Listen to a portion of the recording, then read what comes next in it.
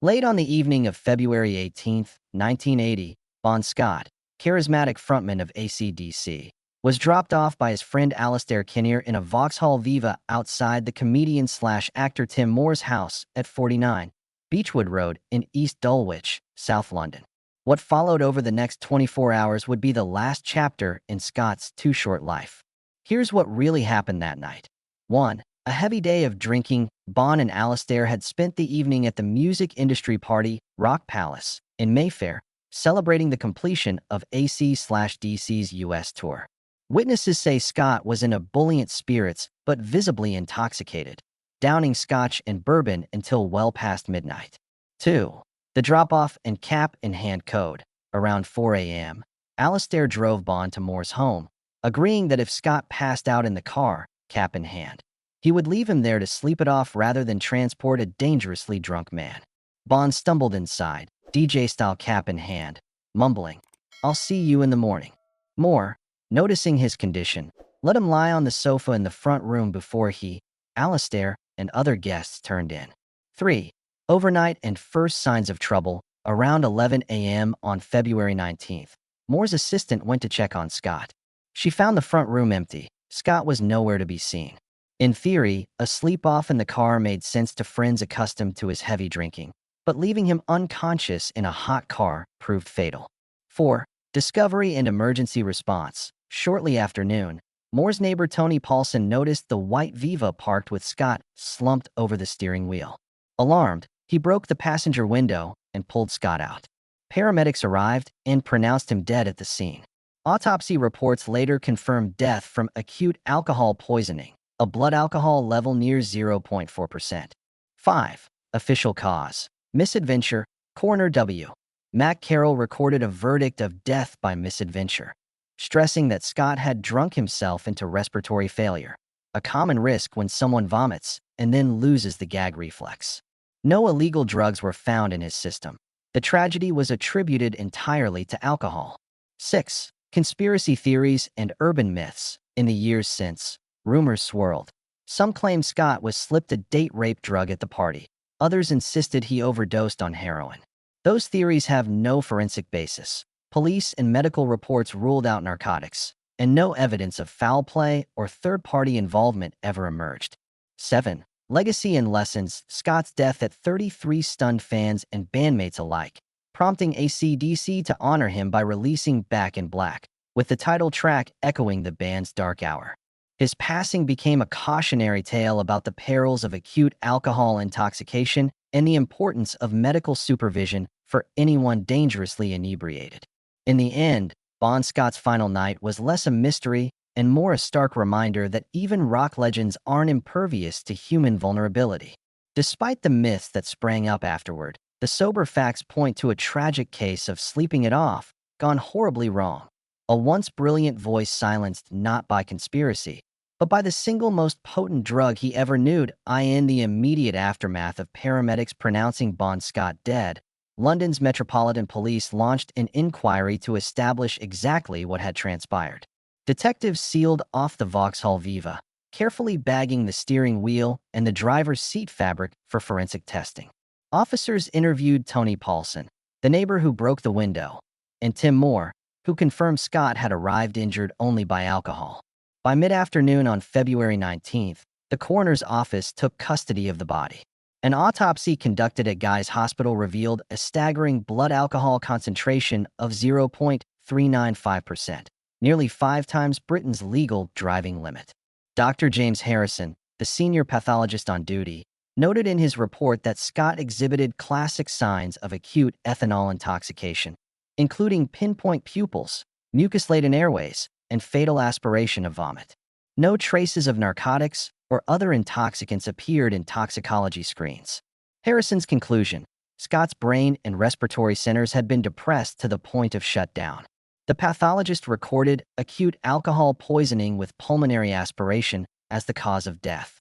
Meanwhile, word of Scott's death reached AC/DC's US promoter, who broke the news to the band via a tense overnight conference call.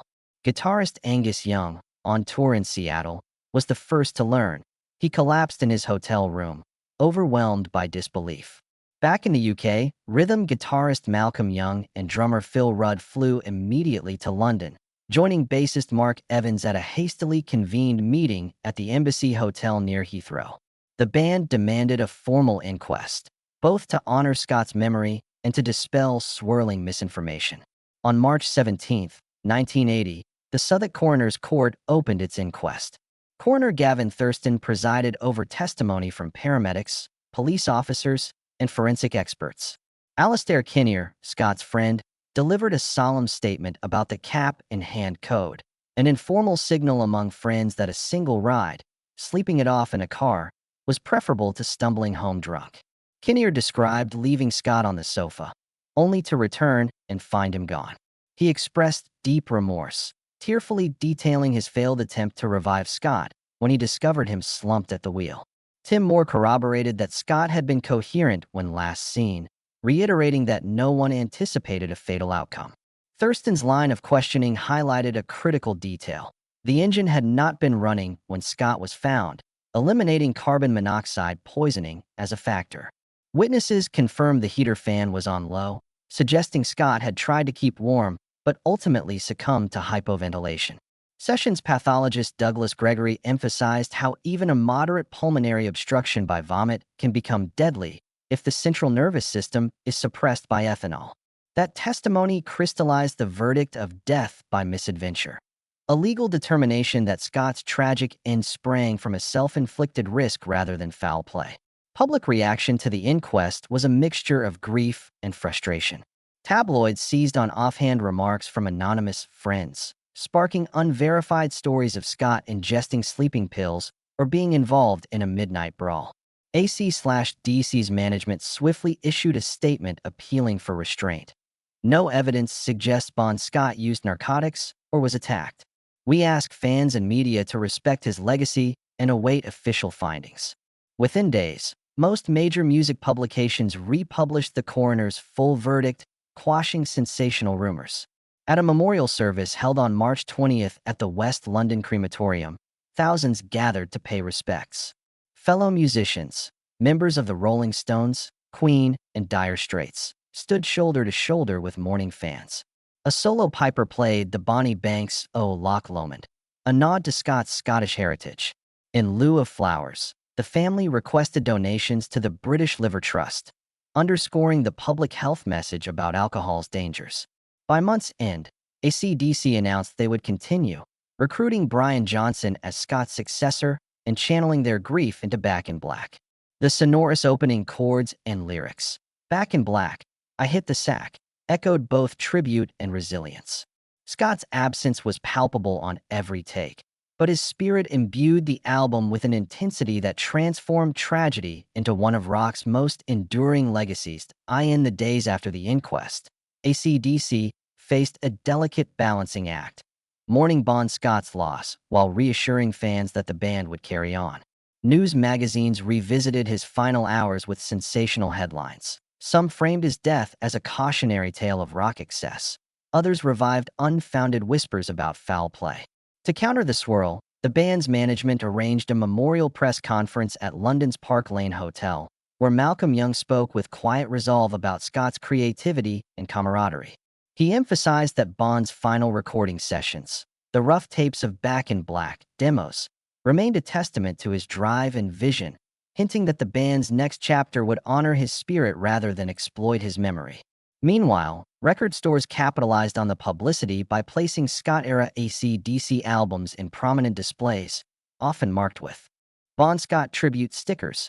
Radio programmers responded by scheduling marathon blocks of early hits, Highway to Hell, Whole Lotta Rosie, Let There Be Rock, and dedicating airtime to listener stories about seeing Scott live or meeting him backstage. Fans phoned into call-in shows sharing how his lyrics had pulsed through their own life's highs and lows. The communal grief spilled over into early online bulletin boards and fanzines, where threads titled Bon Forever gathered personal testimonies and rare photographs. As myth bled into memory, the band worked swiftly to shape the narrative of survival. Producer Robert John "Mutt" Lang, who had crafted many of Scott's favorite guitar riffs, returned to the studio at Compass Point in Nassau. There, with Angus Young wielding his trademark Gibson SG and Phil Rudd's drums pounding against a funeral Paul Hush. The remaining Young brothers and bass legend Cliff Williams laid down new tracks. They honored Scott by retaining lyrical themes drawn from his notebooks, wry humor, tales of hardship and redemption, while weaving in darker tonalities that echoed the void left by his departure. When Back in Black debuted on July 25, 1980, the album's opening crash and Brian Johnson's raw-boned vocals seized global attention. Though Johnson's voice differed from Scott's gruff tenor, his breathy intensity carried Bond's fire forward. The title track's refrain, "Back in Black, I hit the sack," felt like a coded salute to Scott's memory, an announcement that AC/DC was undimmed by tragedy. Critics noted how the album merged defiance with homage. Lyrics such as "Forget the hearse," "'Cause I'll never die," echoed Scott's larger-than-life persona even as they acknowledged mortality. Fans, initially wary of replacing a beloved frontman, responded with record-breaking sales, sending Back in Black to the top of charts in Britain, Australia, and the United States. Offstage, the band honored Scott's final resting place with a quiet ceremony at West Norwood Cemetery. Rather than erect a grand mausoleum, they placed a modest headstone engraved with his birth and death dates alongside a guitar-shaped bronze plaque. Friends and family gathered at dusk to play "Let There Be Rock" on boomboxes, while a handful of roadies scattered rose petals. No religious rites were performed. Instead, attendees shared memories of backstage pranks, late-night songwriting sessions, and Scott's trademark laugh. That visceral recollection of personal moments tempered the public memorials, reminding everyone that behind the legend was a man whose generosity had shaped every triumph. In the years that followed, flea markets and auction houses periodically turned up Scott's personal effects. A beaten leather jacket sold for thousands. His handwritten lyric sheets fetched high bids, and even the battered ottoman from the London front room became a collector's item. Yet AC/DC insisted that any sale proceeds be funneled into a scholarship fund for struggling musicians in Scott's hometown of Kirriemuir, Scotland. That gesture closed the loop between tragedy and legacy, ensuring that new talent could draw from the very community that had nurtured Bond's early ambitions. Over time, the narrative of that final car wake became one of sober recognition rather than scandal. Autopsy records and police testimonies were lodged in music archives. Scholars cited Scott's life and death in analyses of rock culture, and documentaries revisited the events with sober clarity. The takeaway emerged: neither myth nor rumor, but a tragic misadventure born of a man who lived his art so fully that even sleep could not halt his storied eye. In the wake of the coroner's verdict, the music world paused to absorb the magnitude of Bon Scott's loss, and AC/DC confronted the question of whether life could go on without their irreplaceable frontman. Within days, band management organized a subdued press briefing at London's Dorchester Hotel. Malcolm Young, flanked by Angus and Phil Rudd, spoke of Scott not simply as a singer, but as the heart and soul whose swagger defined every riff. They announced a moment of silence before each show on the next tour leg and asked venues worldwide to dim their lights for 33 seconds, the age at which Scott had died. Fans responded with a mixture of grief and defiance.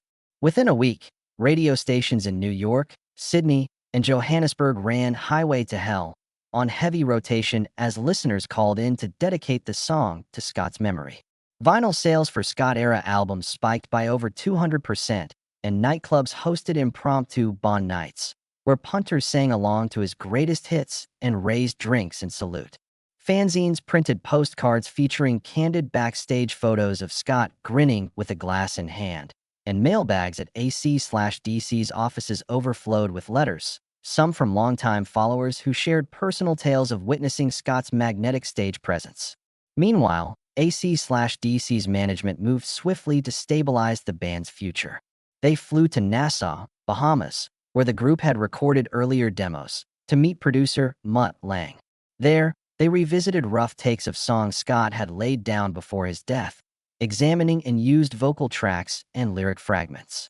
According to insiders, the remaining Young brothers discovered in Scott's notebooks a phrase that would inspire a tribute track: "Raise the flag, I'm still alive."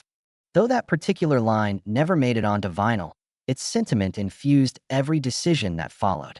In March 1980, AC/DC announced Brian Johnson, formerly of Geordie, as Scott's successor. Johnson's audition tape arrived via cassette postmarked from England's northeast, featuring him belting lines to Whole Lotta Rosie. Malcolm Young reportedly wept upon first hearing it, feeling the same raw energy that Bon had brought. The band released the news in a joint statement. "We believe Bon would have wanted us to move forward. Brian carries the torch with the fire Bon ignited." The announcement was met with cautious optimism. Die-hard fans queued at record stores for limited edition Bon Scott tribute posters included with advance copies of Back in Black. Memorial events for Scott stretched from London to Perth. At Kirriemuir, Scotland, Bon's hometown, the local pub hosted a candlelit vigil on March 25th. Patrons raised glasses of scotch and sang "Let There Be Rock" into the night. Across the globe, radio stations invited listeners to share memories. One caller in Melbourne recounted how Scott's laugh had lifted her during a depression, while another in Toronto credited him with inspiring her to learn guitar. These personal tributes underscored the profound connection Scott had forged with fans, many of whom had never met him but felt his stories as if they were their own.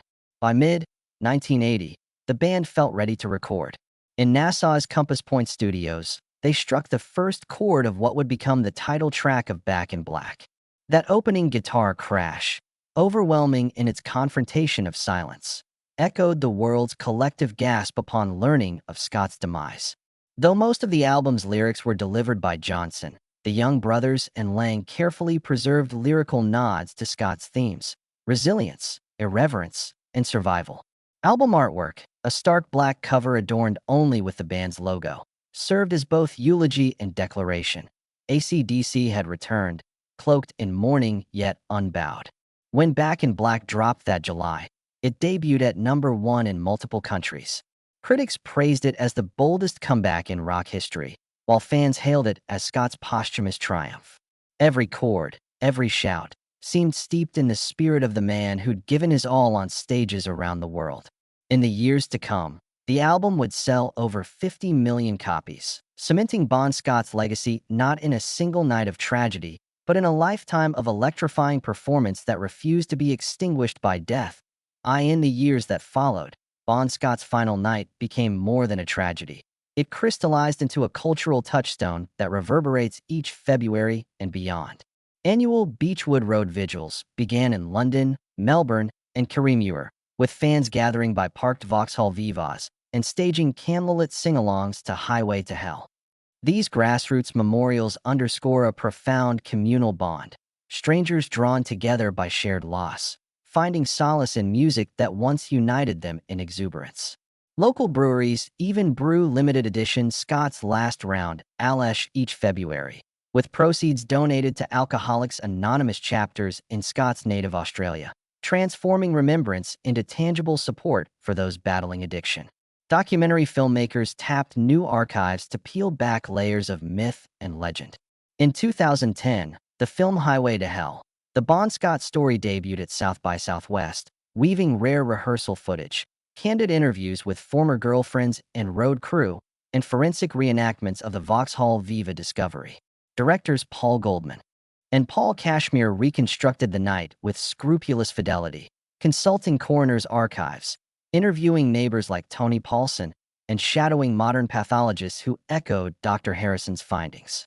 The film reframed the narrative from rockstar excess to human vulnerability, earning critical praise for its balanced portrayal and sparking renewed interest in Scott's life and work. On the academic front, universities incorporated Scott's story into courses on popular culture and health education.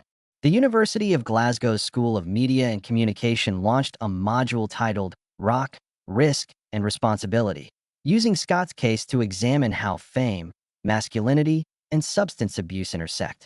Psychology students analyze decision-making under intoxication, while media scholars dissect how tabloids sensationalize the death before coroner's reports set the record straight. This interdisciplinary approach transforms a musician's demise into a meaningful lens on society's larger struggles with addiction and myth-making. Back in the music world, artists continue to pay tribute through covers and homage. Joe Bonamassa blues rock rendition of Whole Lotta Rosie, on his 2013 album Tour de Force. Live in London ends with a spoken dedication to Scott's memory. Even outside hard rock, pop acts like Ed Sheeran have intervened.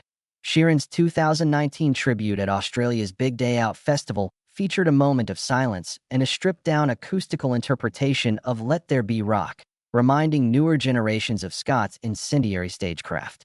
These cross-genre nods highlight how Scott's influence transcends stylistic boundaries. Fans keep his spirit alive through digital archives and fan-run websites.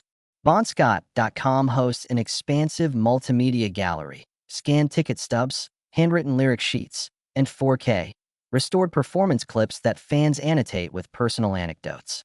The site also maintains a timeline of rumors debunked by official records, reinforcing the misadventure, verdict, and combating conspiracy theories. Monthly newsletters spotlight lesser-known facets of Scott's career, his brief stint as a roadie for the Velvet Underground in 1970, or the time he auditioned for AC/DC by singing Good Golly Miss Molly in a Glasgow pub, solidifying his image as a rock lifer with roots deeply entwined in music history. Music therapists credit Scott's catalog with therapeutic value. Playlists combining his energetic anthems with reflective ballads form part of emotion regulation sessions, where clients struggling with grief or identity issues respond to the lyrics' raw honesty. And I'm on My Knees from Rock and Roll Singer is cited as a powerful prompt for discussions on resilience, illustrating how Scott's own candor about hardship fosters healing in others. Finally, his induction into the Rock and Roll Hall of Fame's Beyond the Stage category in 2025 affirmed his enduring legacy. Curators presented a preserved Vauxhall Viva steering wheel rim and Scott's leather cap in a glass case, alongside panels detailing the cap-in-hand code and his final ride. Visitors leave handwritten tributes at the exhibit's base, prayers, thank you notes, and calls to live boldly yet responsibly. Through these annual rituals, scholarly studies, artistic tributes, and therapeutic applications, Bon Scott's final night remains alive in collective memory. His story transcends the sensational headlines to become a lesson in vulnerability, communal care, and the power of music to unite us even in loss. More than 40 years on, the events surrounding Bon Scott's final hours have rippled outward in unexpected ways, reshaping public conversations about substance safety, memorialization, and the power of music to bind us across time. First, Scott's case became a benchmark for medical and first responder training. Paramedics in London now study the guy's hospital pathology report on acute alcohol intoxication with pulmonary aspiration to recognize early warning signs of fatal inebriation. Courses on emergency care emphasize the importance of airway protection and continuous monitoring, drawing lessons from Scott's tragic "sleep it off" scenario to prevent copycat misjudgments. Second, the Vauxhall Viva at 49, Beechwood Road itself achieved a kind of shrine status among die-hard fans and cultural historians. In 2005, the car's rusting shell was donated to the Australian Performing Arts Collection in Melbourne, where it is displayed under a preserved street lamp with interpretive panels explaining the cap-in-hand code and the coroner's 1980 death by misadventure verdict. Visitors leave lyric pages and concert tickets at its bumper, ensuring that even a humble mid-size hatchback speaks volumes about rock's intimate intersections with life and loss. Third, AC/DC's own approach to tour safety and rider clauses shifted in response. By the mid-1980s, their contracts began including mandatory rest days and on-call medical staff, partly to honor Scott's memory and partly to protect touring performers worldwide. Many artists and managers cited AC/DC's revised protocols as an industry turning point, proof that even the hardest rocking acts must temper excess with care. Fourth, Scott's story entered academic curricula across disciplines. Sociology courses explore how myth-making around rock icons can obscure real human fragility, while music business programs use the inquest transcripts to illustrate crisis communication best practices. Health education classes on college campuses feature Scott's final night to spark frank discussions about binge drinking, consent, and bystander intervention. The phrase "cap in hand" has even been adopted by some campus peer mentor programs as a discreet signal among students that they need support rather than punitive judgment. Fifth, artists and songwriters continue to honor Scott through creative tributes beyond mere covers. In 2021, Australian folk rock duo the McGowan Brothers released Night at the Viva, a cinematic short film set in a dimly lit garage where an aging musician confronts his own mortality. The storyline, echoing Scott's last stumble from party to car, earned critical acclaim for weaving historical detail into a universal meditation on aging and choice. Proceeds from its soundtrack benefit alcohol harm reduction charities in Perth, reinforcing the ongoing link between art, advocacy, and remembrance. Finally, for AC/DC's Legion of fans, each anniversary of Scott's passing invites a communal reflection on resilience and remembrance. Social media hashtags like hashtag BondLivesOn and hashtag RaiseTheLastRound trend each February, and fan-organized listening sessions worldwide feature round-the-clock streaming of his debut recordings through Back in Black. Though some still whisper of conspiracy, the weight of official records and forensic findings has rendered alternative theories largely anachronistic. Today, we remember Bon Scott not for sensational rumors, but for the man whose irrepressible spirit and lyrical ferocity continue to ignite guitars, playlists, and hearts across generations.